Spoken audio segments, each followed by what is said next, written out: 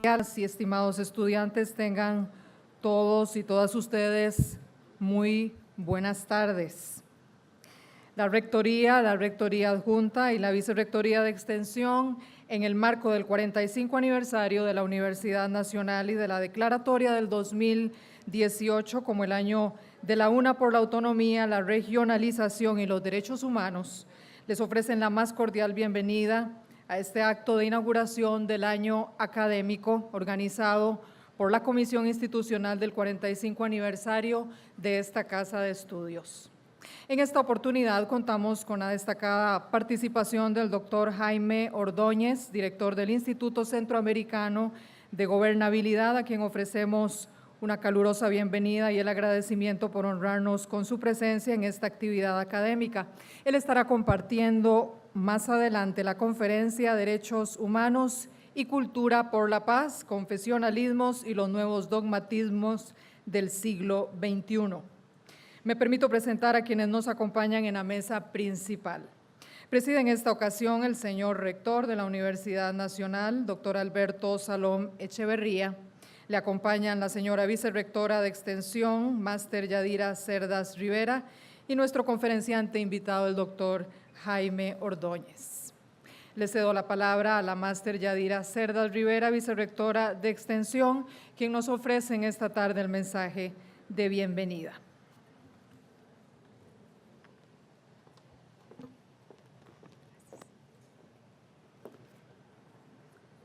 Muy buenas tardes, doctor Alberto Salom, rector de nuestra universidad, vicerrectores y vicerrectora de vida estudiantil, representantes del Consejo Universitario, doctor Jaime Ordóñez, invitado especial, conferencista esta tarde, representantes de instituciones de gobierno y organizaciones no gubernamentales, pensionados y pensionadas, estimada comunidad universitaria que nos acompaña, invitados especiales todos y todas. La UNA declara el 2018 el año por la autonomía, la regionalización y los derechos humanos en el marco de la celebración del 45 aniversario según acuerdo del Consejo Universitario. Celebramos también el centenario de la Reforma de Córdoba y del manifiesto liminar de la Federación Universitaria de Córdoba, que heredan a la educación superior su condición de autonomía para el ejercicio de la libertad de pensamiento crítico y acción reflexiva en su relación con la sociedad. Los estudiantes reformistas aportaron a la transformación de las universidades latinoamericanas el colocar a la autonomía, a la extensión universitaria y la participación estudiantil como ejes fundamentales para dicha transformación. A los 100 años de la Reforma de Córdoba, la autonomía sigue siendo vital para que la universidad sea universidad. Sin autonomía, la UNA no tendría libertad para definir su forma de gobierno, su administración y organización, tal como se contempla en nuestro estatuto orgánico. La autonomía, además, es vital para que el conocimiento que se genera desde la acción sustantiva de la docencia, la extensión, la investigación, se realice desde un marco de libertad, criticidad y pertinencia con las necesidades de la sociedad, especialmente de los sectores sociales desfavorecidos y las regiones en donde tenemos presencia.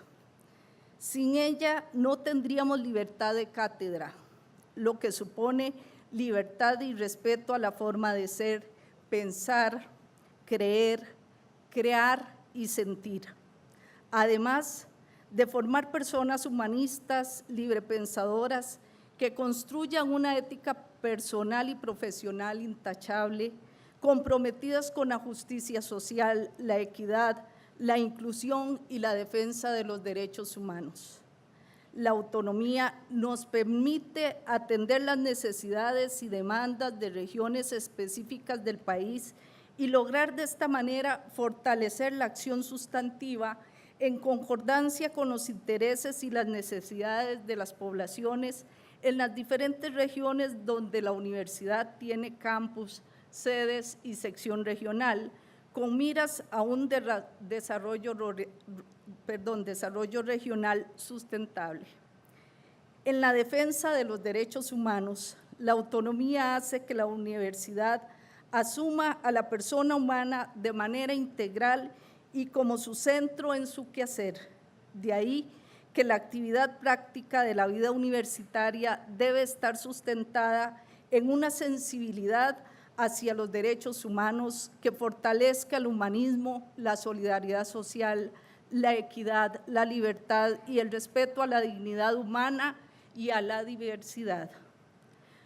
Puede, por lo tanto, nuestra universidad defender una concepción integral de derechos humanos para garantizar la plena realización de una vida estudiantil consonante con una convivencia armoniosa, respetuosa del otro y de la otra, constructiva, que apuesta a la solución pacífica de los conflictos interpersonales y sociales con un ejercicio de plena igualdad entre los seres humanos, respeto por las minorías y, en particular, priorizar a las poblaciones desfavorecidas y excluidas del desarrollo social.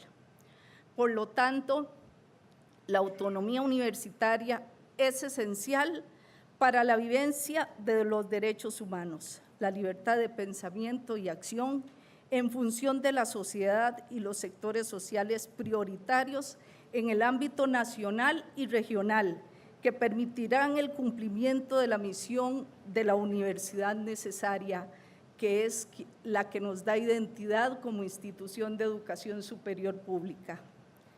En palabras de don José Carlos Chichilla, hay que cuidar la autonomía como quien cuida el aire que respira. Debemos estar vigilantes en la defensa de la autonomía. Al respecto, el doctor Baudry planteó hace ya tiempo que la lucha por la autonomía universitaria es la lucha por la libertad, la lucha por la recuperación de la verdadera noción de universidad. Ya lo declararon las universidades públicas del país en el 2011. La autonomía universitaria no es un privilegio, es la condición de un pueblo libre. Nos disponemos entonces a celebrar este año por la autonomía, la regionalización y los derechos humanos en el marco de nuestro 45 aniversario, con conciencia absoluta de que debemos fortalecer el accionar que como patrimonio por la autonomía poseemos y cultivarla con esmero. Defendemos en esta celebración a la educación superior pública como un derecho humano y un bien público social. A continuación quisiera presentarles el logo que hemos construido para la celebración de este año y que todos lo conozcamos y podamos definir qué es lo que significa. Ese es el logo oficial de este año.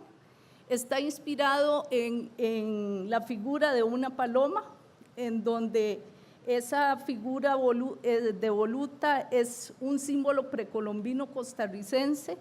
Las plumas representan las 5 regiones con diversos colores, porque diversas son las regiones también, de manera que ojalá podamos explicar a todos nuestros compañeros y compañeras en las diferentes instancias de la universidad y fuera de ella, que ese significado, además las aves se vinculan a la libertad debido a su capacidad de volar.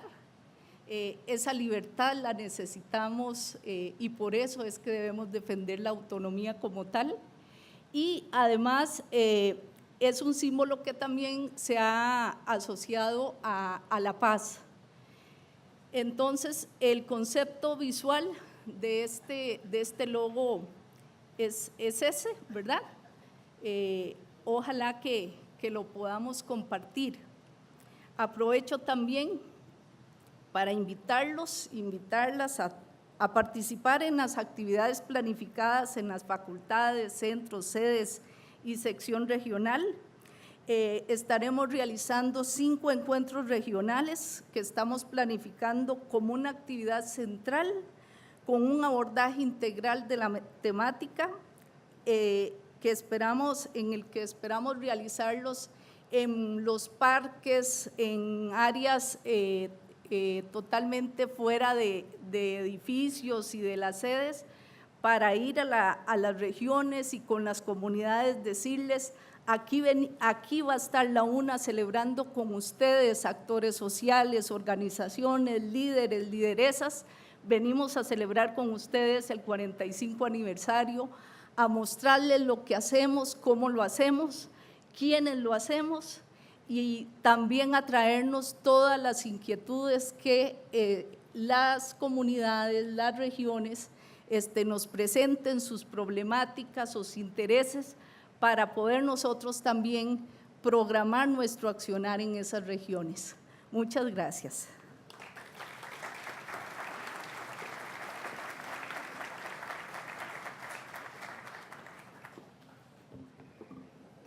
Agradecemos a la señora vicerrectora de Extensión.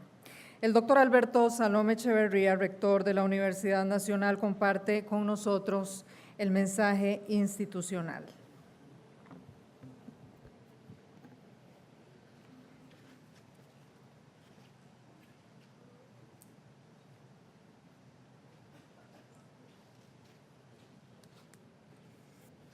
Muy buenas tardes a todas y todos. Quiero saludar de una manera muy fraternal y especial al doctor Jaime Ordóñez, conferencista de esta tarde para nuestra lección inaugural, de quien me honra ser amigo desde hace bastantes años. Nos vemos poco, pero el afecto y el cariño siempre se mantienen. Muchas gracias, Jaime. Asimismo, quiero saludar con igual entusiasmo a la trabajadora de la cultura Shirley Campbell y su señora madre, quien nos hace el honor también de acompañarnos esta tarde y va a tener una presentación para todas y todos ustedes. Saludo al máster José Carlos Chinchilla, presidente del Consejo Universitario, así como a todas y todos los miembros del Consejo Universitario que están aquí presentes. De la misma manera, saludo a las señoras y los señores decanos que están acá. Es un honor para nosotros tenerlos a todos, miembros del Consejo Universitario y miembros del CONSACA, estudiantes también que están aquí, representantes de ambos cuerpos, un honor. Compañera máster Yadira Cerdas, vicerrectora de Extensión de la Universidad Nacional, quien me ha antecedido en el uso de la palabra, un saludo fraterno, cordial, como siempre. Y así como a cada uno de los miembros del Consejo de Rectoría, la doctora Ana María Hernández Segura, al doctor Norman Solórzano, al doctor Daniel Rueda y al doctor Pedro Ureña, que se encuentran con nosotros. Quiero saludar de una manera muy especial, es un honor tenerlo aquí, al doctor Rodrigo Gámez, que ha venido a acompañarnos esta tarde. A todas las autoridades universitarias, directoras, directores de unidades académicas y administrativas, un gusto saludarles, a los profesores, profesoras, a ustedes, estudiantes, para quienes de una manera muy especial hemos concebido esta conferencia de hoy en el marco de nuestro 45 aniversario. El doctor Jaime Ordóñez es el director del Instituto Centroamericano de Gobernabilidad, instituto que él fundó y que lidera desde hace bastantes años en favor de la cultura de paz, del civismo y de la democracia costarricense. Asimismo, es profesor catedrático de Teoría del Estado de la Universidad de Costa Rica, doctor en Derecho Internacional por la Universidad Complutense de Madrid, máster en Ciencia Política por el George Washington University en Washington, D.C., así como también tiene un postdoctoral fellow de la Universidad de Maryland en College Park. Ha sido profesor invitado en las universidades de Columbia, Nueva York, Maryland y Tulane, en Nueva Orleans, en los Estados Unidos. El doctor Ordóñez ha fungido como asesor en Naciones Unidas, en el Banco Mundial, en el PNUD de las Naciones Unidas, en CEPAL, ILPES, así como también ha sido asesor del Gobierno de Noruega y del Instituto Interamericano de Derechos Humanos, de la UNICEF y del ACNUR. Tiene entre sus publicaciones 12 libros y más de 140 artículos especializados en revistas nacionales y extranjeras. Coordina el proyecto del Observatorio de la Democracia en Centroamérica, que reúne a más de 120 investigadores de la región. Es articulista del Wall Street International y de varias revistas y periódicos en diversos países, y además publica artículos en periódicos nacionales.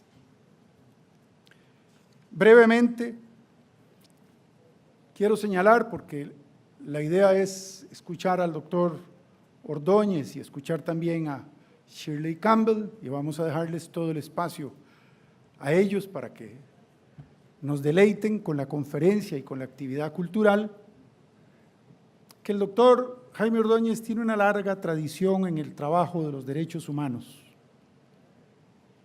y ha venido planteando serias preocupaciones desde hace ya algún tiempo atrás en torno a un proceso que él ha caracterizado como un salto hacia atrás, pareciera. Es una hipótesis de trabajo que ha venido desarrollando y ha venido plasmando, en la cual pareciera que el siglo XXI, en vez de procurarnos un salto cualitativo hacia adelante para consolidar los derechos humanos, ha representado una enorme regresión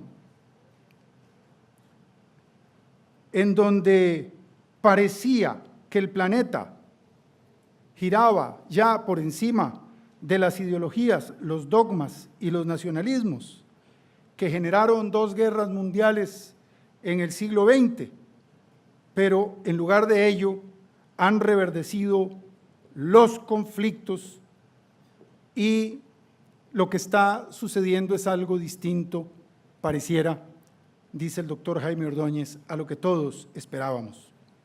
Así que postula que la actual centuria se está presentando como un retroceso asombroso.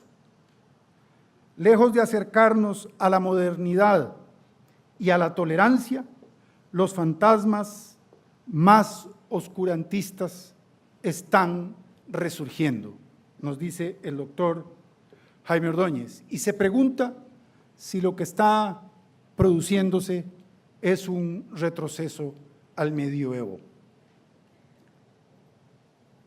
Junto con él, en su lucha denodada y de principios, siempre en favor de los derechos humanos en Costa Rica y en todo el planeta, está la Universidad Nacional, una universidad humanista, desde sus inicios, desde que se fundó como universidad necesaria, la Universidad Nacional ha tenido una preferencia decantada por los más vulnerables, por los más pobres. Ha fundado en la academia las bases de una lucha sin desmedro, sin desmayo, en procura de la inclusividad en el desarrollo, contra la desigualdad social. La Universidad Nacional, en todas sus trincheras académicas, es decir, en la docencia, en la investigación y en la extensión social, es una universidad que se ha posicionado también para buscar la ruta hacia desarrollos que aspiren a que no se siga depredando la naturaleza.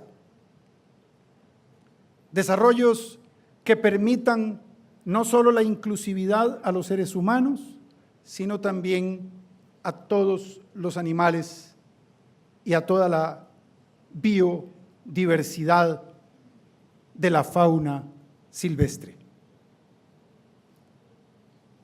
Es decir, la Universidad Nacional se presenta como una institución de investigación, de docencia y de extensión que busca resaltar el desarrollo sustentable. No es solamente un desarrollo sostenible, porque el desarrollo sostenible pone el énfasis en lo que hay, sostengamos, parece que dice lo que hay, sino que se trata de un desarrollo sustentable en donde el ser humano no sea ya más esa persona que se ha creído con derecho a subyugar a toda la naturaleza. Somos parte de la naturaleza, criaturas de la naturaleza. Somos diversos. Y es de allí de donde nace nuestro respeto irrestricto por todas las personas en su diversidad. Consideramos que todos somos iguales en dignidad, pero en medio de una gran diversidad. Y por lo tanto, se instala en el centro de nuestro quehacer humanista el respeto a la otra, el respeto al otro, la tolerancia, el diálogo insistente y permanente. Esa es la cultura por lo que aboga la Universidad Nacional, y en tal virtud hemos invitado al doctor Jaime Ordóñez Chacón con mucho orgullo para que él, desde sus trabajos, dicte esta clase inaugural a la Universidad Nacional.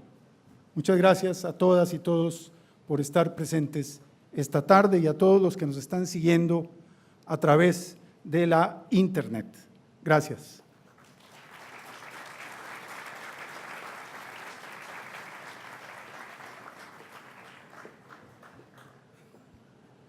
Agradecemos las palabras del señor rector. Costarricense y descendiente de jamaiquinos por tercera generación, Shirley Campbell estudió drama, literatura y creación literaria en el Conservatorio Castella. Ha trabajado activamente en programas culturales y sociales, organizando talleres de creación literaria en países como Costa Rica, El Salvador y Honduras, entre otros, dirigiendo programas a través de la Asociación para el Desarrollo de la Cultura Afrocostarricense, además de servir como fundadora del Grupo Cultural y de Desarrollo Afrocostarricense DADISI. Es antropóloga graduada de la Universidad de Costa Rica. Más tarde tomó cursos de posgrado en feminismo africano en la Universidad de Zimbabue y obtuvo una maestría en cooperación internacional de la Universidad Católica de Santa María, Fundación Cultural y de Estudios Sociales en Perú. Shirley Campbell Barr Cuenta con varios poemarios y decenas de poesías y artículos publicados en revistas, antologías y periódicos en diversos países. La riqueza de su obra, educación, trabajo, viajes y contacto con gran diversidad de grupos étnicos es lo que enseguida compartirá con este auditorio a propósito de nuestro segmento cultural de esta tarde. Le recibimos con un fuerte aplauso.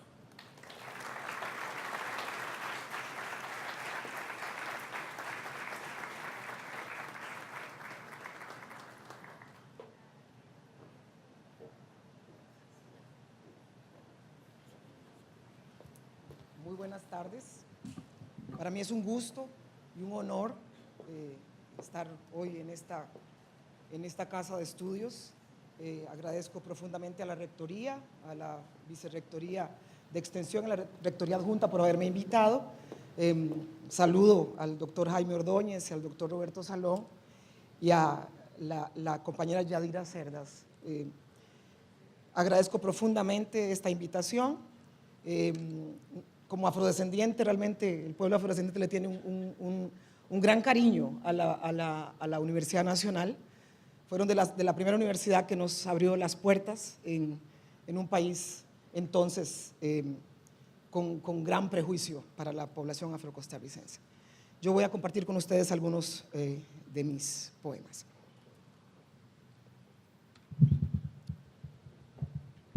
Quise arrancarme los ojos porque no me pertenecían. Quise borrar mis apellidos porque no eran míos. Quise aumentar el volumen de mis nalgas porque éstas no correspondían. Quise olvidar mi lengua porque el acento me era ajeno. Quise oscurecer mi piel porque su tono no era lo suficientemente oscuro. Quise volver a casa porque en esta no me querían. Quise quemar la escuela porque yo no existía. Quise borrar los libros donde mi imagen estaba errada. Quise nacer de nuevo y descubrirme de nuevo en otra historia. Pero era esta. Entonces me convertí en poeta.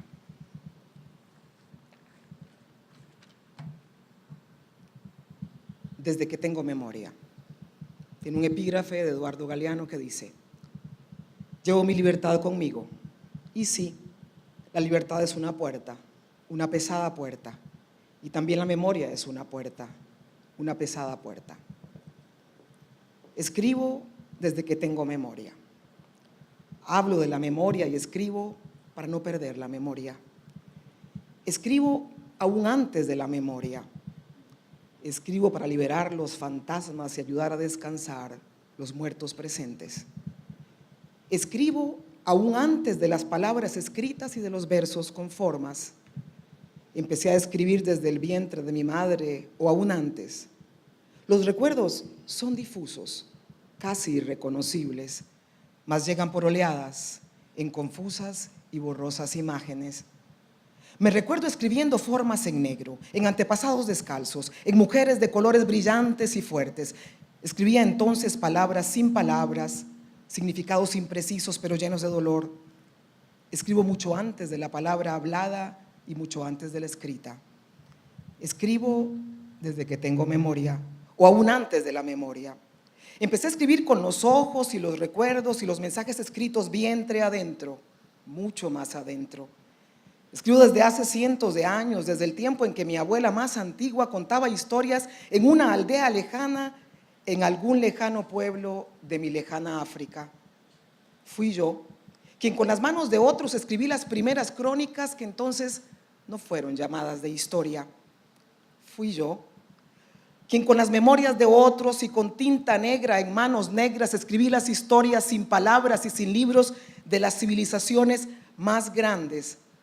Hablé de civilizaciones oscuras y brillantes que se paseaban por la África de mis antepasados y atravesaban el mundo dejando su huella impresa y escribiendo sin lápices y sin tinta alguna sus propias historias. Las historias de la África de mis antepasados, describiendo sus vidas mucho antes de ser descubiertos. Escribí discursos de reinas altas y sabios reyes que gobernaban con bondad y justicia. Escribí cuando mis manos, que aún no tenían manos, Fui yo quien conté las crónicas de la captura, de la tortura y del viaje. Conté del sufrimiento y de los hijos y las hijas que fueron quedando en el camino. A mí me tocó hablar de la rebeldía y de la libertad y sobre todo la verdad. Yo conté las fábulas y las historias verdaderas que nunca fueron colocadas en los libros. Hoy sigo relatando las verdades que tengo amontonadas en la espalda y sigo reportando de rebeliones y de pobreza. Hoy continúo hablando de las virtudes y del amor profundo que se nos vive y se nos impregnó en la piel y por el cual estamos vivos. Hoy respondo en maldiciones y en poesía y en palabras verdaderas. Hoy sigo escribiendo en los árboles y en las paredes y en la arena y en la mente de los hijos y en el alma de las mujeres y en la piel de todos. Continúo contando sobre pueblos enteros que celebran y cantan y son desplazados y son muertos y están vivos y siguen muriendo y despertando impávidos todos los días. Por eso escribo, porque la memoria a veces me falla y la historia me falla y mi abuela, que murió hace ya cientos de años, no deja de cobrarme mi parte del trato. Escribo porque escribir es la mejor forma que conozco para no morirme. Es la única forma que conozco para seguir viviendo junto al resto de nuestros muertos.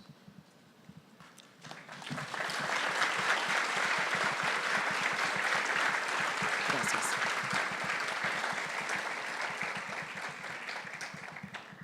Este poema se llama El Encuentro y cuenta la historia de ese encuentro. Yo un día me encontré con la historia y esto fue lo que pasó. Después de todo era necesario desenmascarar la historia y hacerla escupir con sangre la verdad. Era necesario sentarla frente a los nuestros y hacerla hablar.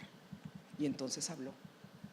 Me contó entre gritos sobre los primeros, las primeras voces en poblar la tierra. Me contó llorando del principio humano. Me dijo despacio que se arrepentía, que la perdonáramos y que la humanidad, con certeza, empezó en África. Era necesario desenmascararla. Eran muchos años detrás de los otros. Era mucho tiempo de estar esperando. Le amarré los brazos, la miré a los ojos, la pateé en el vientre, le pegué en la cara y escupió llorando toda la verdad. Me habló del principio, empezó balbuceando palabras casi inentendibles acerca de inventos y civilizaciones lejanas, de mujeres negras armando su historia, de valientes hombres reinando por siglos, de inventos, de sueños, de escritos, de mapas, de revoluciones y de evoluciones, de sueños, de muertes, de siembras, cosechas. Estaba llorando, como quien de pronto, después de los siglos, después de la vida, descubre violentamente que se equivocó con muerte. Y el error le costó millones y millones de almas.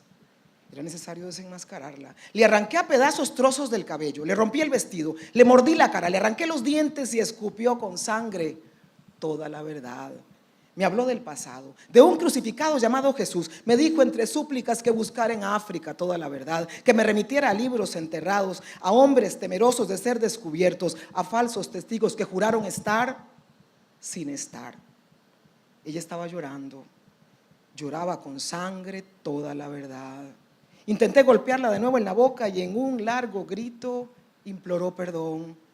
Me dijo entre voces que se arrepentía, que después de todo no era solamente su error. En ese momento yo le di la espalda. Ya no quería verla nunca más. Yo estaba llorando. Ya no valía la pena echar culpas o escupir rostros. A mi espalda yo la sentí muriendo. Es que no se puede vivir sin historia. No se pueden criar hijos sin historia. Se lo merecía. Era necesario desenmascararla y hacerla escupir con sangre la verdad.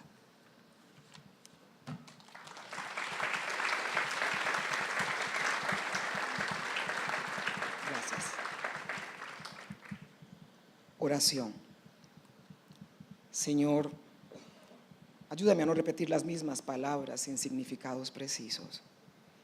Líbrame de soñar los sueños ya soñados y nunca conseguidos. Dame las sílabas y las palabras y las frases justas que me ayuden a maldecir con las palabras exactas. Guíame por tus sabios caminos y permite que me enfrente con la verdad que se oculta, con los inicuos malditos, con los impunes cobardes, y dame la voz para vomitar en sus rostros sus propias oraciones. Ayúdame, Señor, a crear las palabras exactas que puedan insultar con fuerza verdadera a los detractores de tu luz. Quiero poder crear con la suficiente fuerza que me permita transmitir el amor por tu pueblo y esa pasión que un día me enseñaste. Finalmente, enséñame, Señor, a maldecir con saña, con versos y en poesía. Ayúdame a sonreír tranquila cuando les escupa en sus rostros sus propias verdades, sus propias mentiras. Ayúdame a romperles el hígado con las palabras justas y ayúdame a extender mis palabras lo suficientemente alto que pueda honrar la memoria, tu memoria, y alcanzar los ojos de nuestros auténticos mártires. Ayúdame, Señor, a ser de verdad poeta.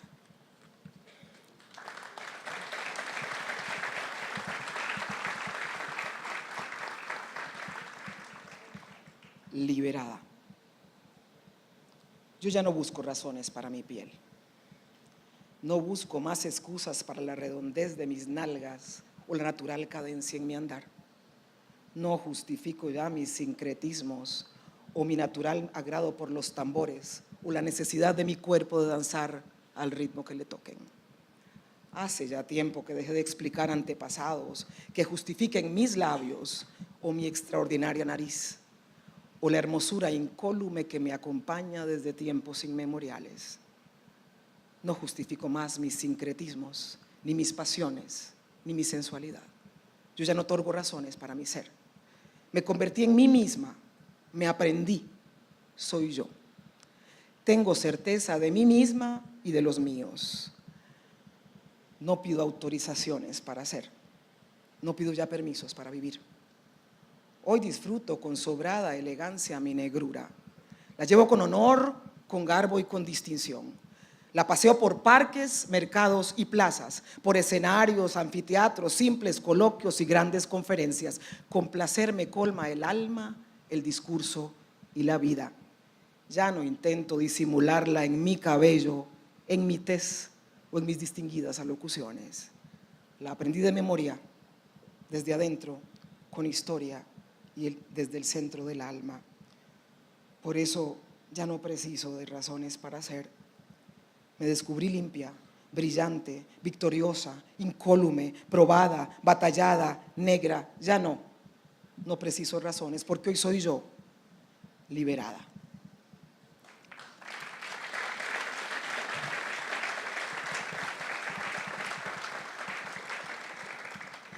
Y estos últimos dos, este se llama Porque me da la gana. Porque es la sola razón de mis palabras. Porque ya no es mi boca la que habla, porque ya yo no mando sobre esta lengua endemoniada y escupo malas palabras y se me acabó el respeto que mis abuelas guardaban. Porque habla el cerebro a través de estos dos labios y porque me da la gana. Y hablo en canciones y en danzas y en maldiciones y hablo en poesía y en lenguas y en putrefacciones. ¿Que por qué canto como yo canto? Porque me da la ira y me da la gana. Porque me cansé de callarme la lengua, la piel y el alma. Y se me cansó la nuca de tanto llevarla arqueada, de tanto mirar al suelo. Y se me cansó la espalda de tanto trabajo duro. Y se me cansó el sexo de tanto maldito juicio, de tantos odiosos nombres, de tanto llevarlo puro, a pesar de los malditos que lo llamaron impuro y hasta salvaje. ¿Que por qué? Porque me da la gana y porque me ronca la puta y la reputa gana y me da la regalada gana, porque se me cansó la piel, los ojos y el alma y me cansé de recordar a mi abuela doblegada y me cansé de volver la mirada y encontrar la misma fotografía esclavizada. ¿Que por qué? ¿Que por qué? Porque me da la gana.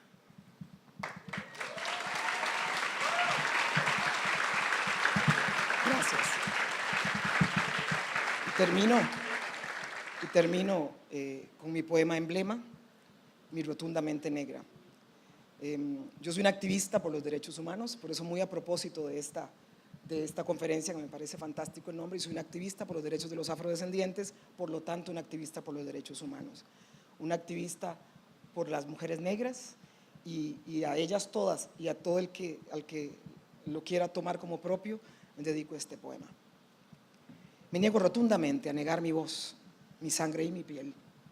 Y me niego rotundamente a dejar de ser yo, a dejar de sentirme bien cuando miro mi rostro en el espejo, con mi boca rotundamente grande y mi nariz rotundamente hermosa y mis dientes rotundamente blancos y mi piel valientemente negra. Y me niego categóricamente a dejar de hablar mi lengua, mi acento y mi historia. Y me niego absolutamente a ser parte de los que se callan, de los que temen, de los que lloran, porque me acepto rotundamente libre, rotundamente negra, rotundamente hermosa. Muchas gracias.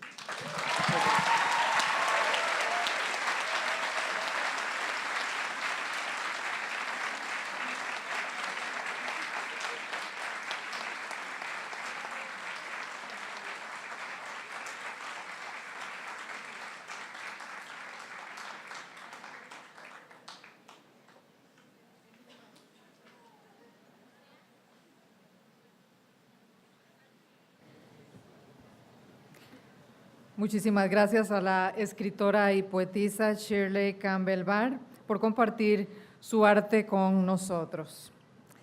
De inmediato le ofrezco la palabra a nuestro conferenciante, el doctor Jaime Ordóñez, a quien el señor rector presentó minutos antes.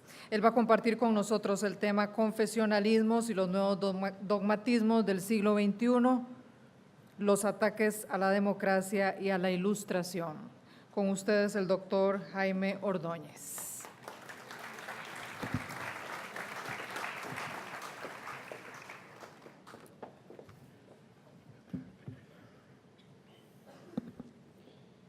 Bueno, en primer lugar, mi querido amigo, en efecto, de muchas décadas, Alberto Salón, un placer estar aquí con vos en esta universidad, que bueno, es una universidad hermana de la mía, la Universidad de Costa Rica.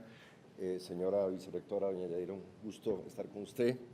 Y también en el auditorio, queridos amigos, José Carlos, el doctor Rodrigo Gámez, Roberto Zamora, varios queridos amigos que están por acá.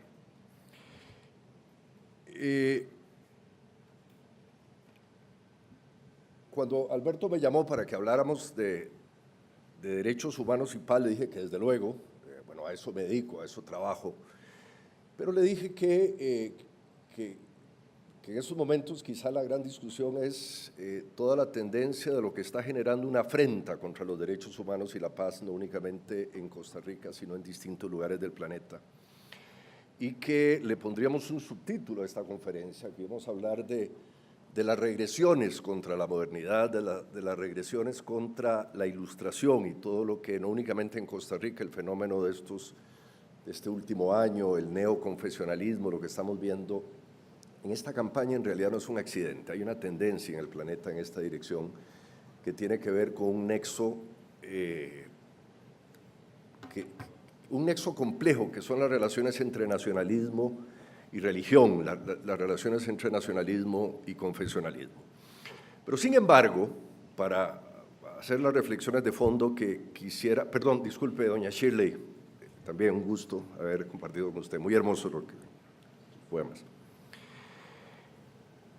Pensaba que tenía sentido para introducir esta charla hablar un poquito de la coyuntura, porque esta discusión me está pidiendo la Universidad Nacional que venga a plantearla con ustedes justamente a inicios de este año 2018, en la recta final de una de las campañas políticas más complejas, atípicas y raras de nuestra historia, y donde si a cualquiera de nosotros se le pide describir lo que está sucediendo en la Costa Rica de hoy, desde el punto de vista político, desde el punto de vista económico, muy probablemente, si yo hiciese una encuesta en este auditorio, habría una palabra que dominaría la encuesta, que sería incertidumbre.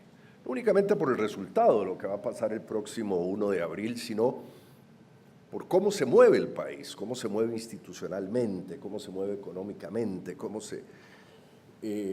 estamos efectivamente en épocas muy inciertas. Probablemente lo que yo tengo de vida vivida es la época más incierta que me acuerdo en relación a las prospecciones de lo que viene.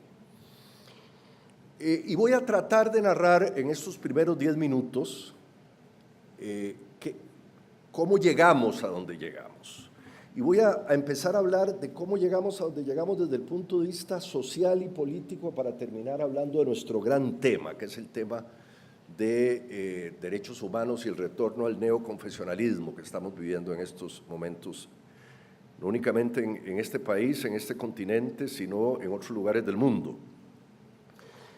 ¿Qué nos sucedió en los últimos 40, 50 años? De un país muy ordenado, que nace de la Segunda República, ustedes se acuerdan, los que somos un poco más grandes, este país que vivimos que arrancamos a partir de 1948, 1950, hasta un punto en los años 90, era un país muy orgánico que más o menos se describía así. Voy a tratar de resumirlo en 4 o 5 minutos.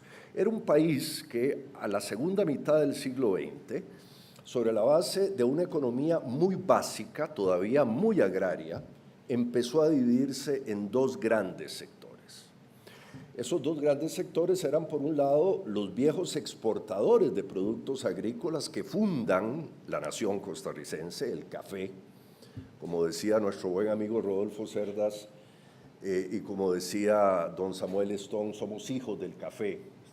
Esta sociedad nace en el café. Don Minor Keith, exportando café y generando esa clase cafetalera, los primeros recursos que capitalizan internamente y generan la fragmentación social de este país. Ese sector que exporta café y luego exporta banano empieza a conformar una parte de esa Costa Rica. Y esa parte de esa Costa Rica se representó políticamente, se representó desde el punto de vista social, cultural, etcétera, en una serie de partidos que ustedes recordarán, los que tienen más años en este auditorio, el Partido Republicano, el Republicano Calderonista, el Partido Unión Nacional, Unificación Nacional, hasta lo que culminó en las últimas décadas. Por otro lado, las transiciones económicas que se empezaron a dar en toda América Latina en la primera mitad del siglo XX cuajan acá, efectivamente, a fines de la primera mitad del siglo XX, 1940-50, y la revolución del 48 la hace un sector emergente no únicamente en Costa Rica, un sector emergente en toda América Latina, que eran los nuevos industriales, que hacen la revolución del 48. El Centro de los Estudios para los Problemas Nacionales representó ideológicamente un sector industrial y un sector de profesionales en ascenso urbanos que no tenían representación política. Y esa representación política genera otro gran segmento de la sociedad costarricense que nace efectivamente del Partido Liberación Nacional, que tiene sus orígenes en ese Centro de Estudios para los Problemas Nacionales.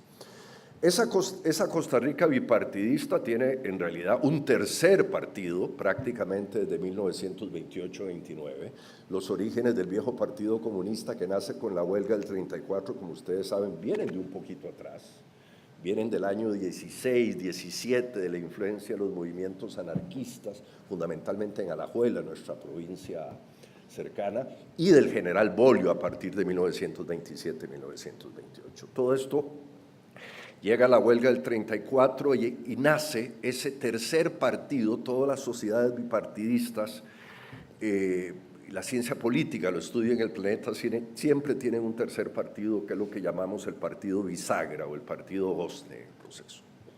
Muy bien. Esta sociedad era una sociedad muy orgánica, muy predecible.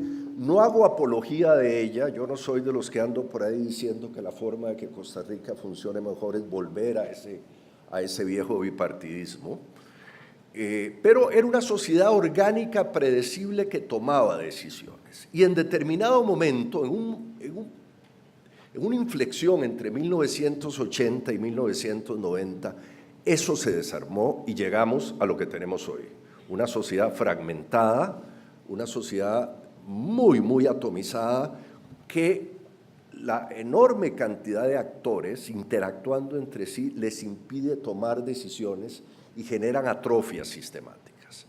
La incertidumbre que sentimos es resultado de esas atrofias sistemáticas a varios niveles que vamos a descubrir.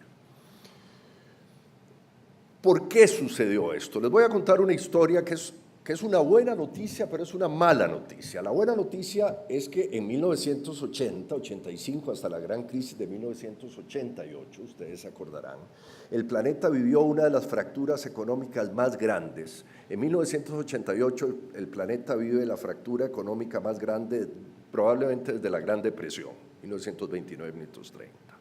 Costa Rica hizo algo asombrosamente bien en ese momento. Hizo el proceso de diversificación industrial más complejo del hemisferio, menos de la parte americana del hemisferio. Pasamos de 1970 prácticamente al 78, 79, nuestra generación de recursos internos, las divisas por concepto de exportación dependían de dos grandes productos, como ustedes saben bien, el café y el banano, que representaban el 74% de todos los recursos que generaba Costa Rica. Pero entre 1980 y 1994 nosotros hicimos algo asombroso como sociedad. Hemos hecho cosas bien como sociedad. Nos diversificamos y para 1996 nuestras facturas de exportación eran 2.914 productos. Ustedes se acordarán de aquel proceso, ¿verdad? Fue un proceso donde se da la ley de la moneda, la privatización bancaria, se da la aparición de una serie de entidades estatales ligadas al sector privado, Procomer, CINDE, etcétera, que cambian el mapa económico del país. Para bien, para mal. Es un país que se diversifica, es un país que cambia, se transforma, es un país que empieza a distribuir mucho menos igualitariamente, ¿verdad?, el resultado del proceso. Pero es un país que le sucede lo siguiente. Hay un estudio comparado que terminamos el año pasado y lo corrimos en buena parte de América Latina con una serie de colegas y llegamos a la conclusión que Costa Rica fue uno de los países que se estratificó internamente más, inclusive por encima de países mucho más grandes como Chile, Argentina, México. El caso de Brasil es un poco distinto, compararlo porque es un país multidimensional, ¿verdad? ¿Qué significa que Costa Rica se estratificó más que incluso esas grandes naciones de nuestra América Latina? Que la segmentación económica fue más profunda entre sectores y sucedió algo, a ver si seguimos la idea, que tuvo que ver con la representación política. Los que exportaban café ya no solo exportaban café, empezaron a exportar flores, empezaron a exportar semillas, hubo una gran diversificación industrial. Los que hacían comercio empezaron a entrar en el régimen de zonas francas y en el régimen de zonas francas se generaron fenómenos espurios, que no únicamente las empresas extranjeras formaban parte de ese régimen de zonas francas, sino empresas nacionales, lo cual es una forma de hacerle trampa sistémica al modelo de representación de empresas. En fin, todo ese complejo modelo, que aquí se ha estudiado mucho, por cierto, hay 2 o 3 estudios de la UNA que son pioneros en ese trabajo, que se hicieron en su momento.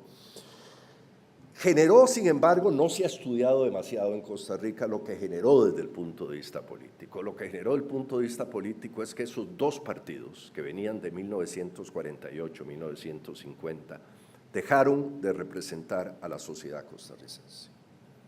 Y al dejarlo de representar empezó un proceso paulatino de fragmentación y segmentación. A la izquierda del Partido Liberación Nacional nace el PAC, a la derecha del Partido Unidad Social Cristiana nace el Movimiento Libertario, empiezan a generarse una serie de divisiones en el espectro político y empieza a experimentarse un fenómeno muy curioso que ya empezaba a darse en esos momentos en algunos lugares de América Latina, en la Guatemala de Ríos Montt, en Ecuador, previo a Abdalá Bucarán y posteriormente con Abdalá Bucarán, y así sucesivamente en una serie de países. A mí me tocó vivirlo trabajando con el Instituto Interamericano de Derechos Humanos. Vos andabas por ahí también trabajando con nosotros, Alberto, me acuerdo, como un nuevo fenómeno que se había dado a finales del 18, inicios del 19, y que en el siglo XIX el proceso de liberalización e ilustración que corre en América Latina lo dejó aparte, empezó a revivir, que fue la neoconfesionalización de la política. no solo nuestro sistema de partidos políticos civiles se fragmentó, sino que incipientemente empezaron a aparecer, no únicamente en Costa Rica, sino en otros lugares de América Latina. Les he hablado de Guatemala, les he hablado de Ecuador, les he hablado de Paraguay, etcétera, los partidos confesionales. Partidos confesionales que tienen aparte de esto una explicación económica, que la voy a contar ahora por qué florecen y a dónde florecen los partidos confesionales. ¿Por qué en los Estados Unidos de Trump hay un nuevo confesionalismo? ¿Y por qué en la Costa Rica de las Costas hay un nuevo confesionalismo? ¿Y por qué en el Guatemala de Ríos Montt en su día y en el de Jimmy Morales hoy día hay un nuevo confesionalismo? Y eso tiene que ver con las incapacidades del aparato del Estado y del aparato del mercado de llegar a determinados sectores de la población. Ahora les voy a contar alguna estadística que explica desde el punto de vista económico por qué llegamos a este fenómeno. Pero antes de llegar a eso, estábamos entonces en 1985, 1990, 1994, cuando esa Costa Rica sencilla, predecible que teníamos, en la segunda mitad del siglo XX se nos empieza a deshacer, empezamos en este escenario de incertidumbre que culmina con lo que tenemos hoy día. ¿Qué sucedió en el proceso? ¿Por qué la fractura entre lo que yo llamaría la racionalidad de la representación política y la representación social, que es el Estado civil y el Estado laico, versus esto que empezó a darse? Yo diría que tuvo que ver con varias cosas. En primer lugar, con algo que empezó a verificarse también en los años 80, 90, y es la pérdida del carácter programático de los partidos políticos y de las instituciones. Max Weber, en dos de sus libros clásicos, en Economía y Sociedad, y en un texto pequeñito que se conoce poco, pero que es absolutamente luminoso, que se llama Los políticos y los burócratas, que es un acápite a un texto tardío de Weber, publicado ya muerto, decía que el gran invento del siglo XX, acuérdense que Weber escribe a inicios del siglo XX, el gran invento del siglo XX serían los partidos políticos programáticos, por una razón, porque serían capaces de sustituir el dogma trascendentalista o el dogma teológico como forma de explicar la sociedad por un dogma racional y endógeno de la sociedad. Cuando Weber dice eso, estaba un contemporáneo de Weber, que los que estudian Derecho o han estudiado Derecho en este auditorio lo leyeron en sus días de aulas, que fue Hans Kelsen, da un paso más allá de Weber y dice, no solo eso, no solo el gran descubrimiento del siglo XX fueron los partidos políticos programáticos, sino la estructura del Estado como institución en sí misma es el gran descubrimiento del siglo XX. Bueno, eso, y tuvimos al gran Norberto Bobbio, que 60 años después lo dijo, con ese enorme belleza que tienen los italianos para describir los fenómenos, son las ideas expresadas en institución. Son las ideas expresadas en institución. Muy bien, lo que nos estaba pasando después de cerca de un siglo de partidos políticos, porque los primeros partidos políticos orgánicos, como ustedes saben, nacen en Alemania alrededor de 1860, 1870, posteriormente los ingleses, los estadounidenses y el resto del planeta. Un siglo después empezó a desaparecer ese fenómeno. Perdimos los partidos políticos programáticos. ¿Por qué? Esa es la otra pregunta que estoy lanzando acá. Muy bien, ¿por qué?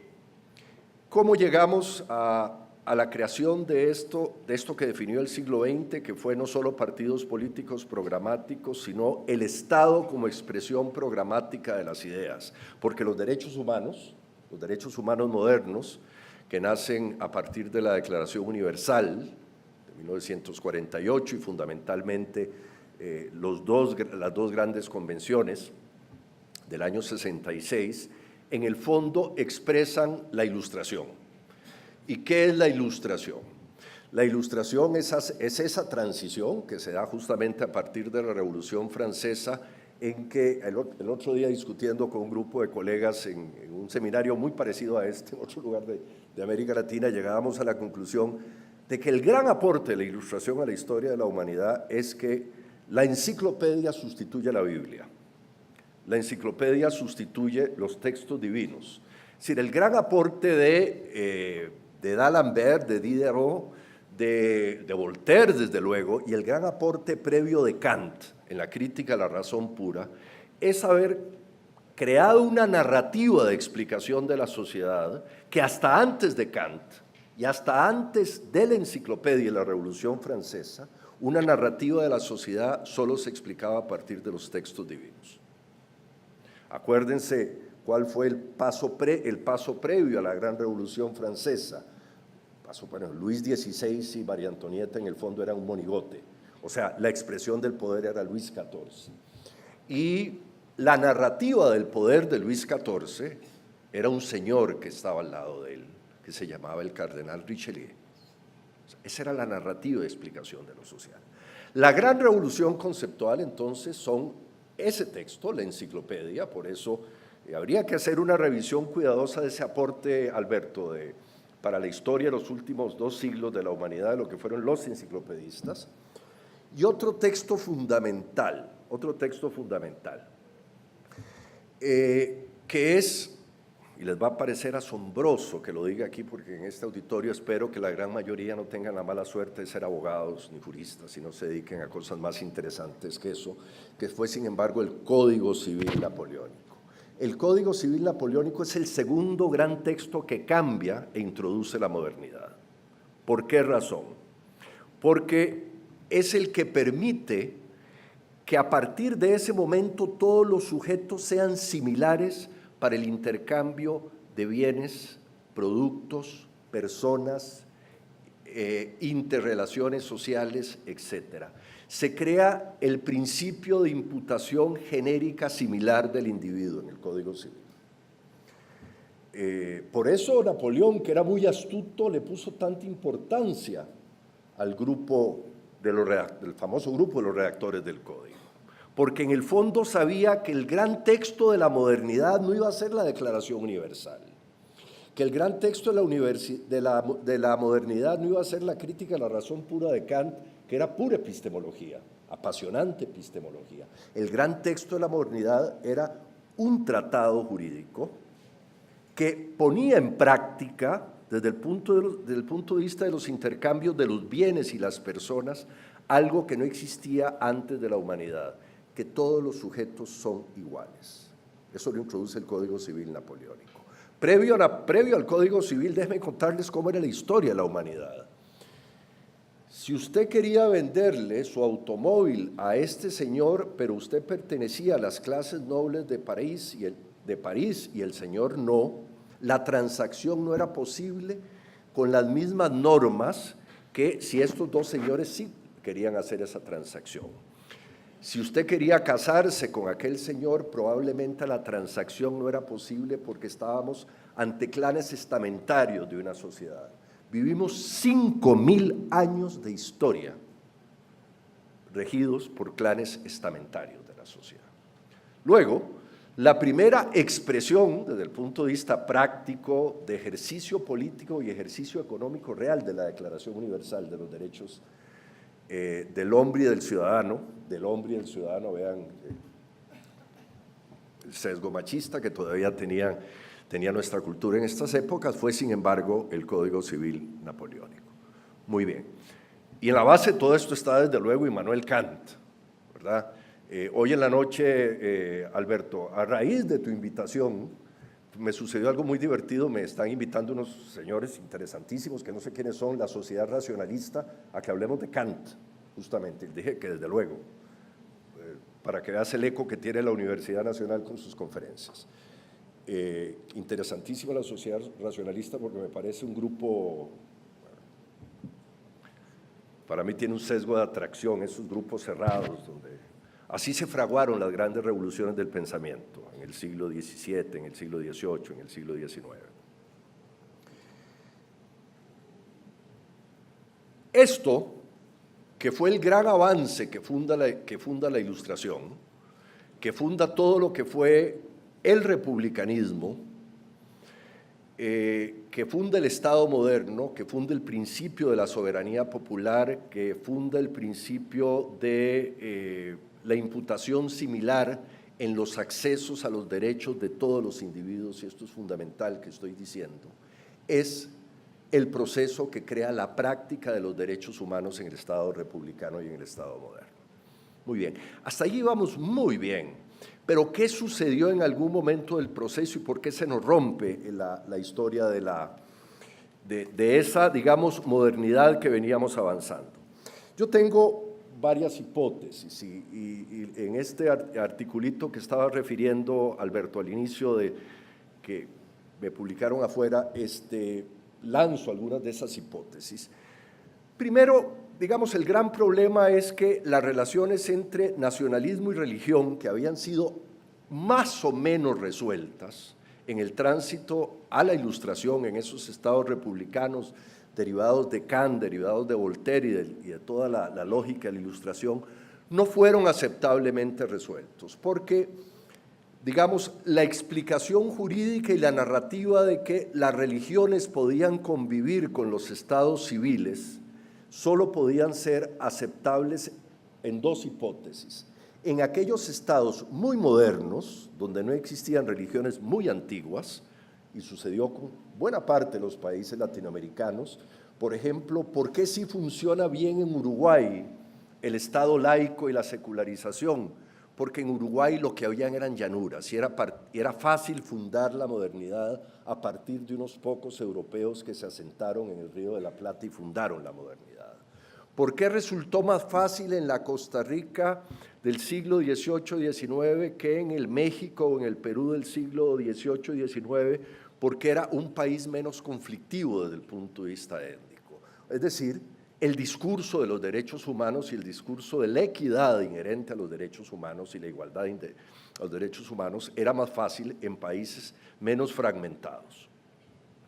Número uno, esa es la primera. Pero en el resto de naciones, inclusive en aquellas que habían fundado el discurso de la modernidad como las naciones europeas, no resultó tan fácil, no resultó tan fácil.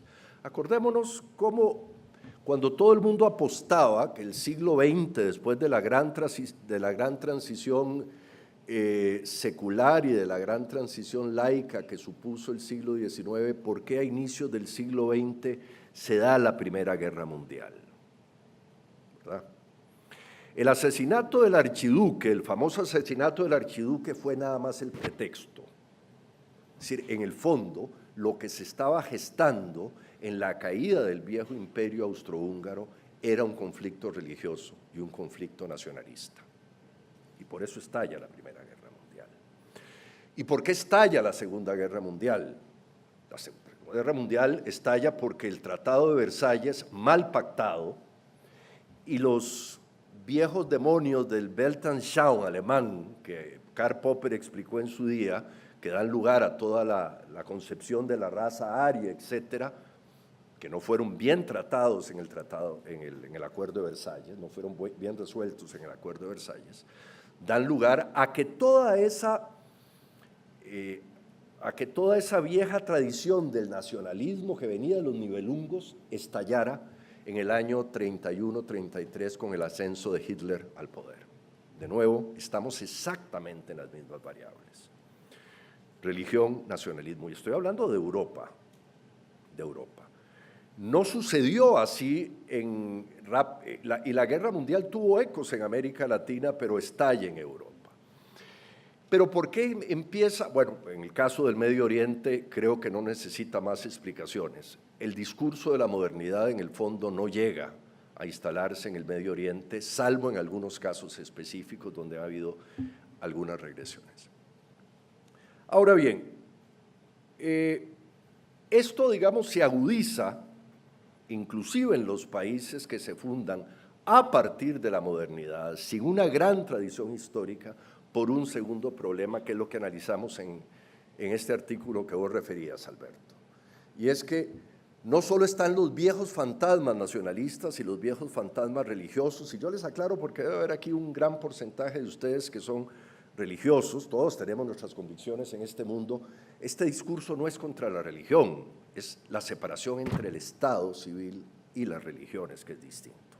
Y por cierto, una aclaración técnica, yo creo que en este auditorio no tengo que decirlo, el Estado laico no persigue ninguna religión, el Estado laico no ataca ninguna religión. Todo lo contrario, el Estado laico tolera todas las religiones.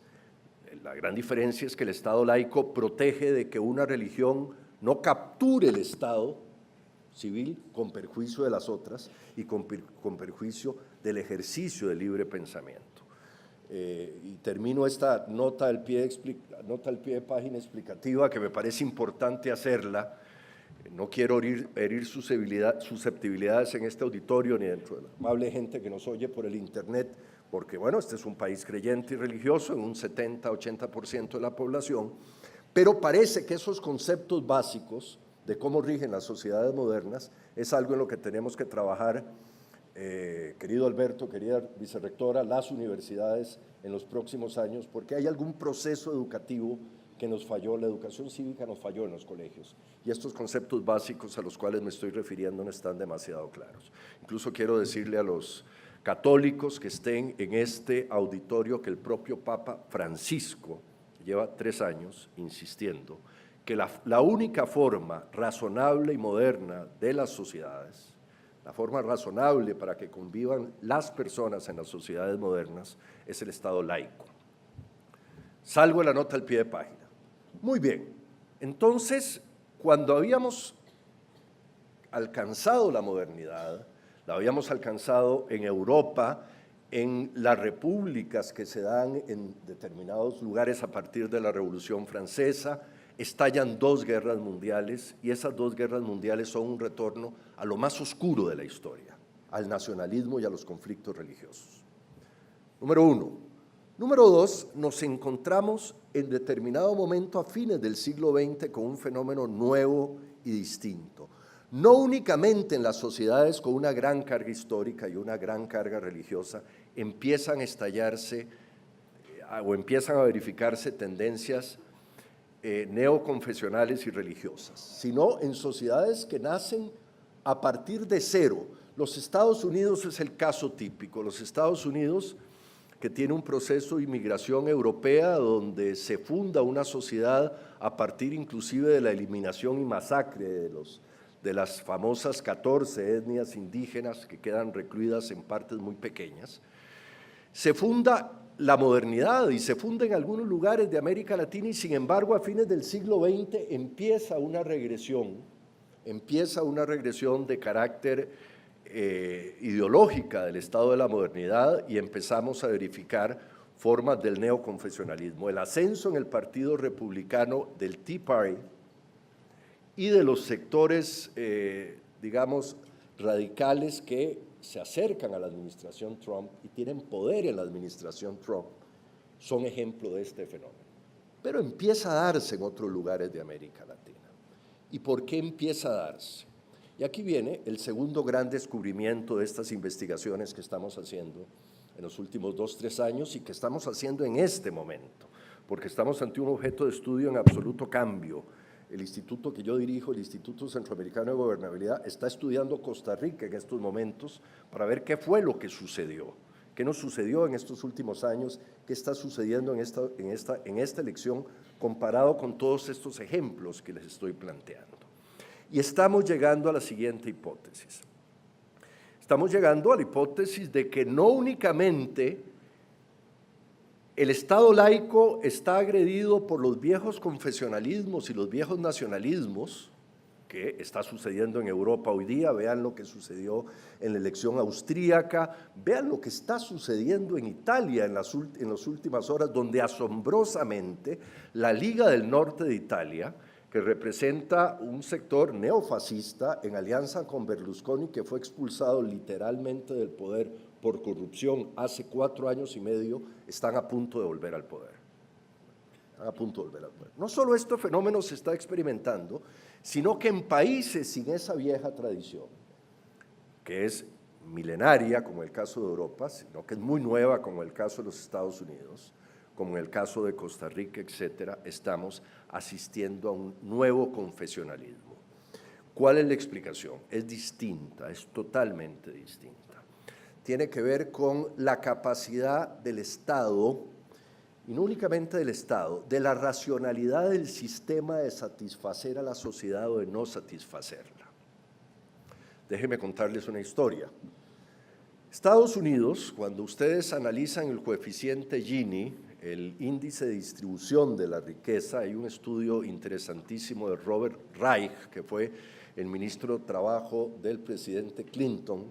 Es un estudio que Reich ha venido corriendo en los últimos 15, 20 años.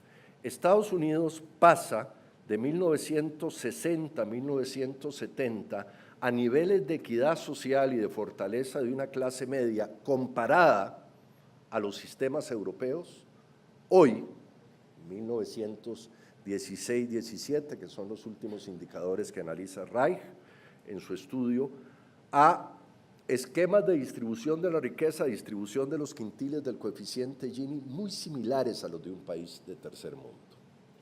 En Estados Unidos, como nos indica Reich, tenemos hoy un 2% de la población, 2% que concentra más del 60% de la riqueza. Es decir, hay una gran cantidad de sectores en esa sociedad, en el país más poderoso del planeta, que sin embargo, paulatinamente están siendo abandonados por el Estado y por el mercado. Por el Estado y por el mercado. Por el Estado, ¿por qué? Bueno, porque no tienen seguridad social, que esa fue la gran lucha del presidente Obama, hoy en regresión. Abandonados por un sistema de educación pública donde cada día se diferencia más, nos explica Reich, la diferencia entre la educación privada de los Estados Unidos, que es altamente competitiva. Váyanse a ver ustedes el índice de universidades, las primeras 20 universidades, 14 son estadounidenses, Harvard, Princeton, Yale, etcétera, pero una cosa es estar ahí y otra cosa es estar en la Universidad X de Idaho, pública, donde muy probablemente estamos ante un régimen muy poco... Es un país que se está partiendo en dos, o en tres, o en cuatro. Y ante eso, ante la incapacidad del Estado y del mercado, porque esos sectores marginalizados en los Estados Unidos, nos dice Reich, no participan del sistema de bienes e intercambios de la sociedad, ¿verdad? Están abrazando como única salida una nueva institucionalidad. ¿Cuál es esa nueva institucionalidad? Las iglesias. Las iglesias.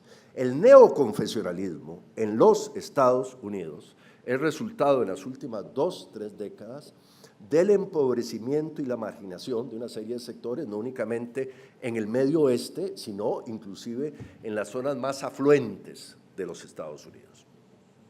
Bueno, ese hecho explicativo de Reich, el cual sus indicadores los venimos estudiando y comparando con lo que estamos haciendo en América Latina, nos llevó a la siguiente hipótesis. Bueno, parecía razonable entonces que las primeras formas de florecimiento y de, digamos, de ataque directo contra la secularización y el Estado laico en América Latina y los primeros ejercicios de poder, digamos, de partidos evangélicos empezaran en Guatemala, uno de los países con más pobre distribución de riqueza en nuestro continente. Empezaran en Ecuador, cuando Abdalá Bucarán, en la etapa previa a Abdalá Bucarán, estoy hablándoles del Ecuador de hace 20 años casi, con una muy pobre distribución de la riqueza.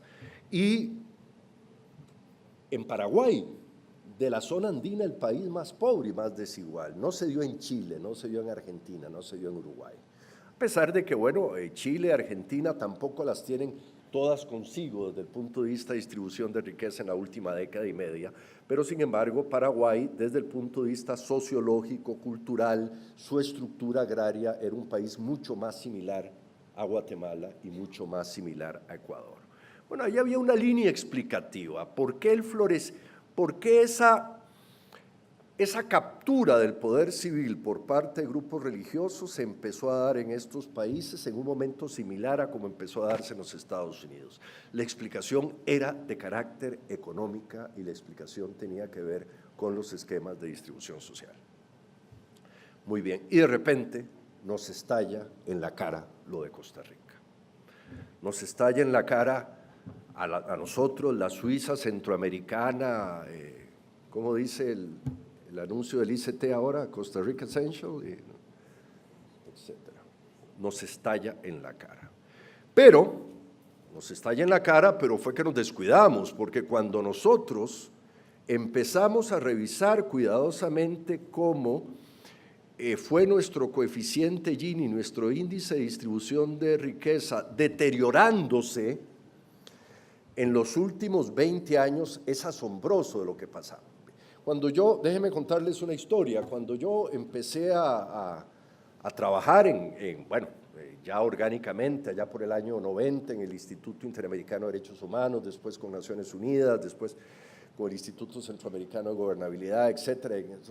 Costa Rica era, en el Índice de Desarrollo Humano, que en ese momento el grupo de Amartya Sen en el PNUD de Nueva York lanza el Índice de Desarrollo Humano, nosotros estábamos en el puesto 33.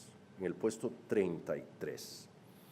Muy curiosamente, con una distribución Gini de 31. Déjenme, muchos aquí son expertos en esa materia, presumo que algunos no, entonces déjenme resumir brevemente cómo funciona eso. Dice que la sociedad puede evaluarse de acuerdo a cómo distribuye su riqueza. Si un país tiene un índice de distribución Gini, Gini es un economista italiano, de apellido Gini, que crea ese índice. Dice, si la sociedad tuviese un índice 0, significa que todo el mundo recibe exactamente los mismos recursos e ingresos en la sociedad. Un índice Gini 100, ¿verdad? O 1, contrario a 0, 1, significa que todo el mundo es desigual, que hay alguien arriba que recibe 100 y hay alguien abajo que recibe 0. El país más igualitario del planeta es, como en casi todo es el que funciona mejor, Noruega, y tiene un índice de Gini, de distribución, 0,23. O sea, está muy cerca de 0. Quiere decir que los millonarios noruegos les va muy bien, pero la gente que tiene menos dinero tampoco está tan lejos de los millonarios noruegos. Es una sociedad bastante equitativa. Bueno, déjenme contarles la historia. Cuando yo me metí a estudiar estos temas allá por el año 90, Costa Rica tenía un índice Gini 31, que después pasa a 34, pero estábamos bien, no estábamos tan lejos de Noruega. Bastante mejor, es más, solo competíamos en esos momentos con Uruguay en América Latina. Con Uruguay, que era el otro país muy, muy equitativo para distribuir riqueza. Y paulatinamente, ¿verdad? A partir del año 90, 95, 96, 2000, y en un periodo se nos agudiza la distribución, ¿verdad? Que fue entre el 2005, 2006 y el 2012, en que se destroza la distribución en Costa Rica, pasamos de un Gini que hoy está en 0,52, 0,54, depende cómo midamos el parámetro. Y les quiero decir una cosa, Guatemala, un país que por cierto es tan desigual, pero que yo quiero tanto, que es tan hermoso, pero tan doloroso y tan desigual, está en 57. Estamos al lado de Guatemala, al lado de Guatemala. Es decir, estamos acercándonos a los países más desiguales de América Latina.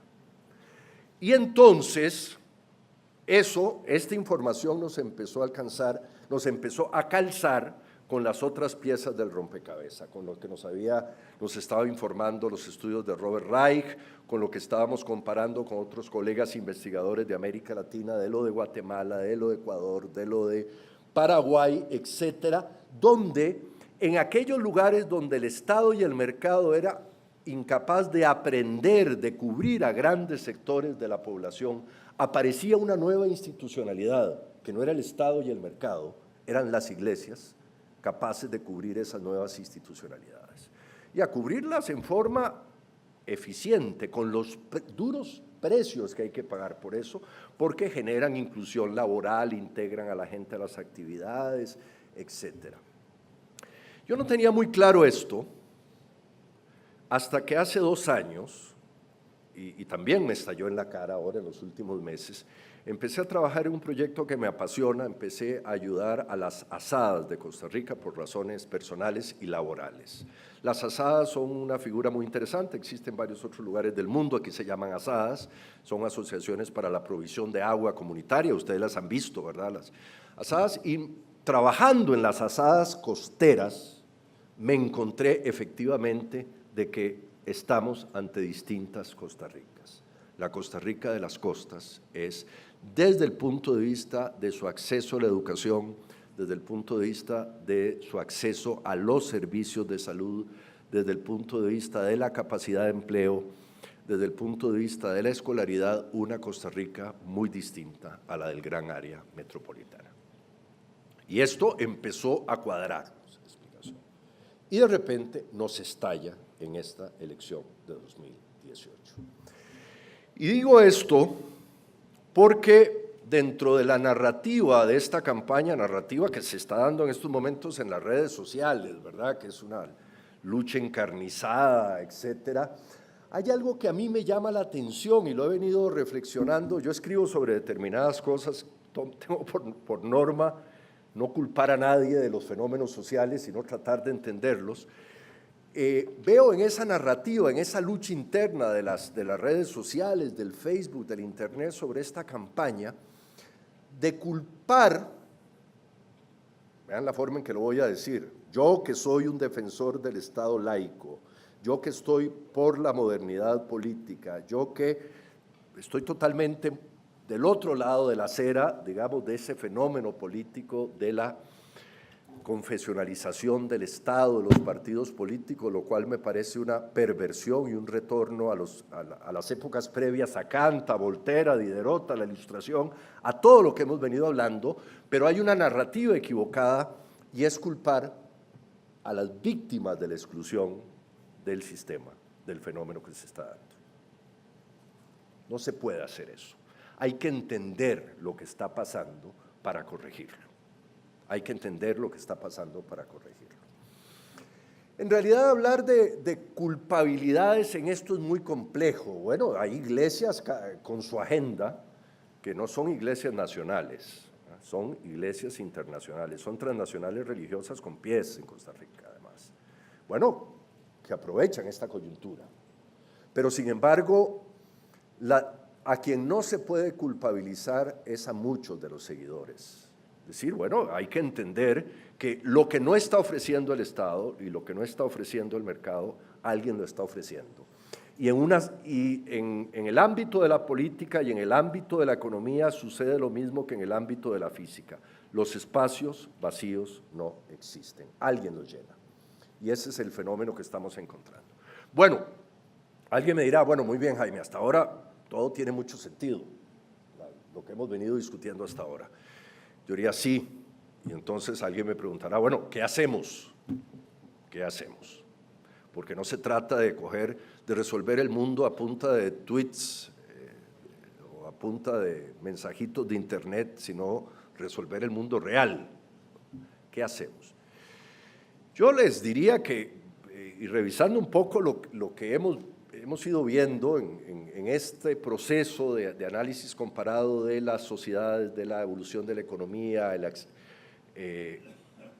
y los derechos humanos en distintos lugares del mundo, que lo que hay que hacer en estos países como Costa Rica, nuestro país en Costa Rica y en otros países, es reconstituir el gran invento de la segunda mitad del siglo XX, que fue el Estado Social de Derecho. Eso fue lo que se nos cayó.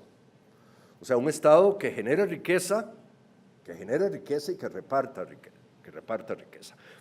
Ojo, el tema de quién genera riqueza es muy importante, porque quizá las viejas recetas que teníamos en el siglo XX, en este siglo XXI ya no sirven. En el siglo XX el Estado generaba riqueza, ya en el siglo XXI el Estado no genera riqueza. Es el mercado el que genera riqueza, pero es el Estado el que distribuye riqueza, y en eso tenemos que tenerlo muy claro, esa química, porque la receta no es la misma de las épocas de Don Pepe, la receta no es la misma de las épocas de Rodrigo Facio, y la receta no es la misma de las épocas del presidente Franklin Delano Roosevelt, cuando hace el gran acuerdo. Quizás un poco distinto hoy día, pero ese es objeto de otra charla. Pero termino con esto. Muy bien. ¿Cómo reconstituimos esta sociedad más o menos que genere riqueza y que sea equitativa? Y yo les quiero decir, y con esto en 5 minutos termino, Alberto, señora vicerrectora, diciendo que lo he pensado con mucho cuidado en el caso de Costa Rica y veo que hay dos elementos. Uno que tiene que ver con algunas reformas internas vamos a ver, hay que meterle mucho músculo a algunas cosas que teníamos como país, pero que perdimos en el proceso, las enuncio, y después a algo muy ligado a las universidades,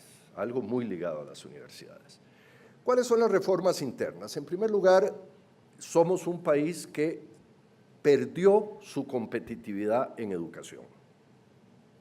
Déjeme contarle la estadística, que yo sé que aquí en esta universidad, por cierto, he leído estudios de la UNE interesantísimos en los últimos 2-3 años que concuerda con lo que estamos haciendo en la UCR, que concuerda con lo que estamos haciendo en el Instituto Centroamericano, más o menos todos llegamos a las mismas conclusiones.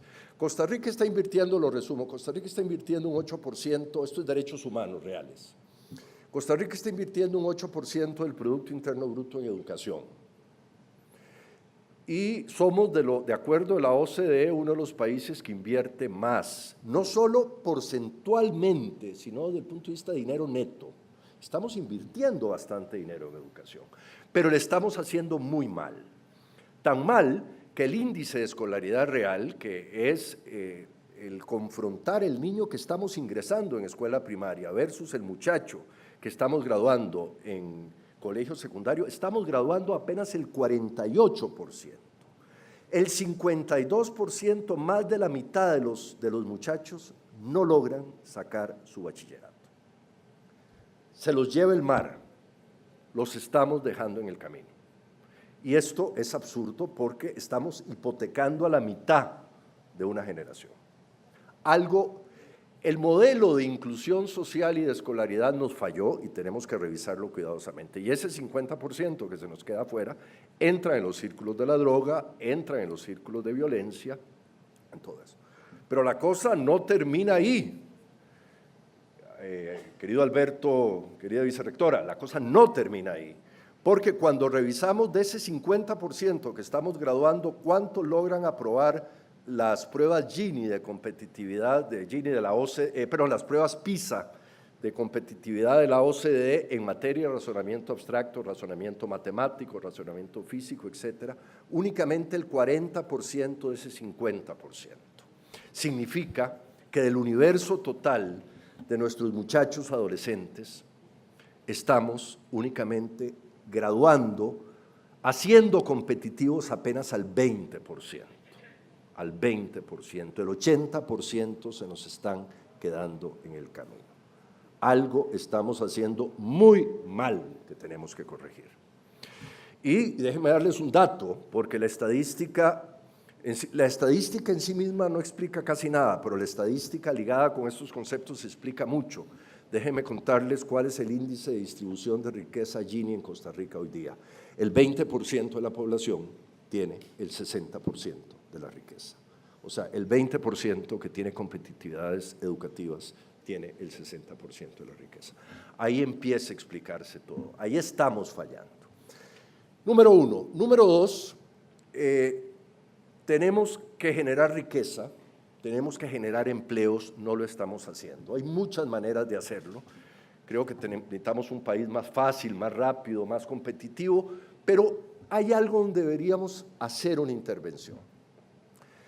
Hace 2 noches, los amigos del Colegio Federado de Ingenieros Arquitectos, amigos y amigas, me invitaron a un debate donde al final, y oí con cuidado la discusión que planteaban los candidatos a la presidencia de la República, y hablando después, antes más bien con Olman Vargas, un muy buen amigo, el secretario ejecutivo del Colegio Federado de Ingenieros Arquitectos, examinábamos la estadística. Costa Rica está invirtiendo en los últimos años, vean qué barbaridad, un 0,9%, menos de un 1% del Producto Interno Bruto en infraestructura. Y los países de América Latina que están creciendo y avanzando más, están invirtiendo entre el 4 y el 5% del Producto Interno Bruto. No hablar del caso de Colombia, que invirtió cerca del 7%, e hizo esas grandes revoluciones desde el punto de vista urbanístico en Bogotá, en Medellín, etcétera, o el caso de Panamá, que llegó al 9-10%, donde hay una variable, que es el canal de Panamá, que bueno, es una variable estadística. Está demostrado desde las épocas de Roosevelt, después de la Gran Depresión, y de Adenauer en Alemania, después de la Segunda Guerra Mundial, que el primer gran disparador de una economía es la generación de infraestructura. Necesitamos trenes, metros, ojalá no es ampliar la Ruta 27 y ampliar la Ruta 32, es volver a hacer el tren que hicieron nuestros tatarabuelos a Limón y al Pacífico, crear las redes de intercomunicaciones que este país debería tener para acercarse, no a un país de primer mundo siquiera, a un país más o menos competitivo. Ese sería una segunda, porque la generación de riqueza permite la inclusividad y el acceso al trabajo, que es parte de los derechos humanos. Educación, trabajo. Y la tercera está ligada a otra versión de los derechos humanos, que no tiene que ver con el trabajo y con la educación, con el trabajo y las competitividades económicas, pero tiene que ver con la representación política. Somos un país disfuncional. La Costa Rica que yo describí, que les dije, esa Costa Rica bucólica, bipartidista, que funcionaba bien, que se llegaban a acuerdos, muchos de ellos debajo de la mesa, con todas las distorsiones y entropías que había, pero que funcionaba bien, era un país presidencialista, de un presidencialismo delegativo, que es lo que nos explica nuestra Constitución de 1949 y el Código Electoral. Muy bien, eso ya no funciona. Creo que la gran apuesta de Costa Rica debería ser, y sería el país pionero en América Latina, de dar el salto a convertirse en lo que somos. Nosotros somos, si ustedes piensan con detalle la Costa Rica que les describí, 6, 7 partidos políticos, necesariamente teniendo que pactar día a día cualquier cosa en el Parlamento, ¿verdad? Lo que le ha sucedido al presidente Solís, lo que le sucedió a la presidenta Chinchilla, etcétera. Esa Costa Rica entrabada, difícil, etcétera. Eso es que somos un parlamentarismo de facto. Somos un parlamentarismo de hecho, pero no de derecho. Necesitamos convertirnos en un parlamentarismo de derecho. Eso implica una gran cantidad de reformas. Una reforma a las leyes electorales, al sistema de elección de diputados, a 3 o 4 capítulos de la Constitución Política, crear una ley orgánica de la administración pública. Implica una serie de cosas que en ese proceso podríamos hacer y beneficiaríamos lo otro, descentralizarnos, no únicamente desde el punto de vista político, electoral, sino desde el punto de vista humano. El otro día, antier, en esta reunión en el Colegio Federado de Ingenieros Arquitectos, en las palabritas finales yo recordaba una estadística que la tengo hace ya cerca de 2 o 3 años ahí, y me da escozor ciudadano, esa es la palabra que se me ocurre, leerla.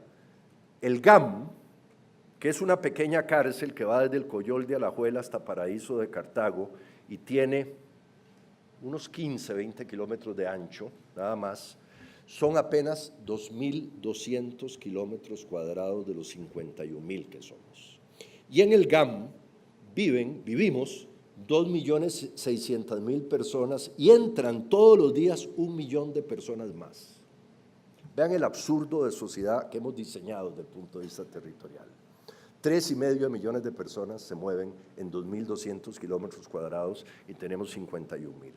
Esto está ligado a las reformas en el campo político, etcétera, electoral, territorial, pero aparte de eso, de acceso al derecho a la salud, al trabajo, a la educación, etcétera, que nos está fallando. Luego, parecería ser que la única forma de recuperar, vamos a ver, de salir de esa trampa del confesionalismo es corregir las causas de ello, y es un sistema y un país disfuncional en todas las variables que les he estado comentando. Porque es un país que distribuye mal riqueza, porque es un país que genera riqueza en algunos bolsones y en algunos segmentos económicos, por cierto, con ventajas tributarias que la gran mayoría de la sociedad costarricense que genera la riqueza, que son las pymes, las pequeñas y medianas empresas que no tienen ninguna ventaja tributaria y generan el 71% de la riqueza, no tienen. Ahí es donde tenemos que corregir. Última reflexión, mi querido rector, querida vicerrectora, última reflexión, aparte de esas grandes reformas, que en realidad son reformas de derechos humanos prácticos. Cuando Robert Reich habla de desigualdad, está refiriendo al principal problema de los derechos humanos. Cuando hemos asistido a esta Costa Rica dividida, alguien escribió un artículo con un título muy ocurrente, me encantó, La costa y la rica. La costa y la rica. Lo que en el fondo estamos asistiendo es a la causa de una violación de derechos humanos.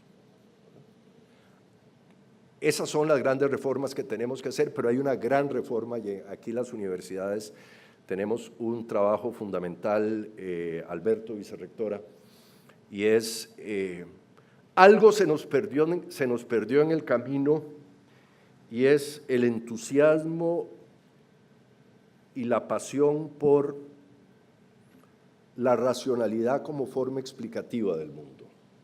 Eso lo educaban las universidades. Cuando yo ingresé a la Universidad de Costa Rica, tuve el enorme privilegio, vos seguro también, Alberto, de tener a Láscaris, fue mi profesor de filosofía.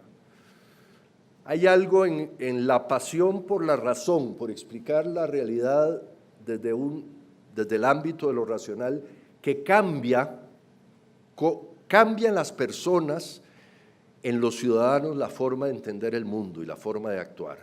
Ahí hemos perdido el camino y creo que todo el sistema educativo tenemos un nuevo reto por delante. Muchas gracias.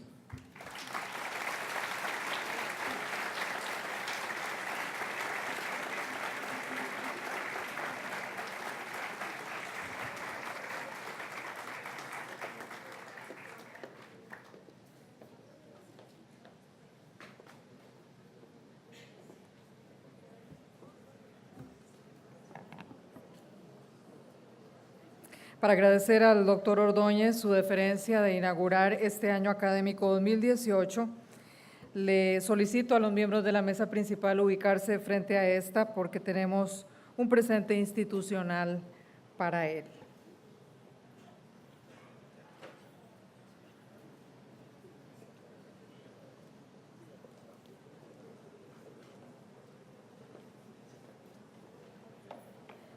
También le vamos a agradecer a la escritora y poetisa Shirley Campbell por su participación con un presente institucional. Le agradecemos ubicarse.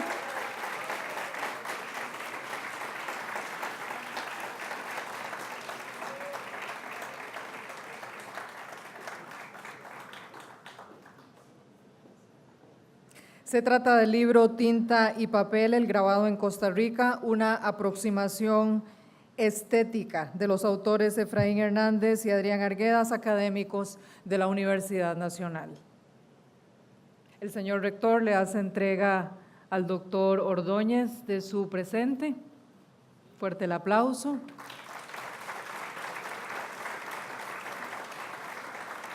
Y la señora vicerrectora le hace entrega a la poetisa Shirley Campbell.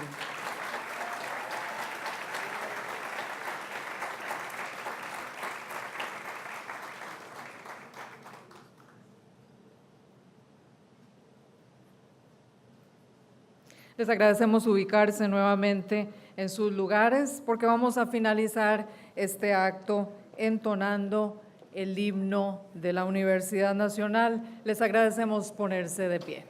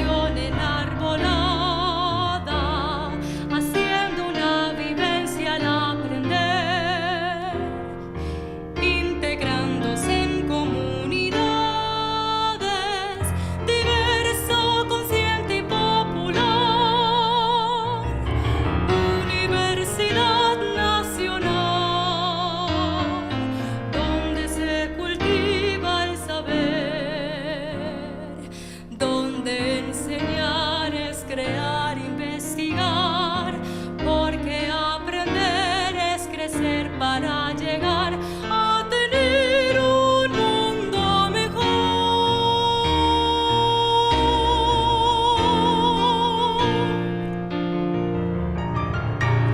De esta forma damos por concluido este evento inaugural del año académico 2018.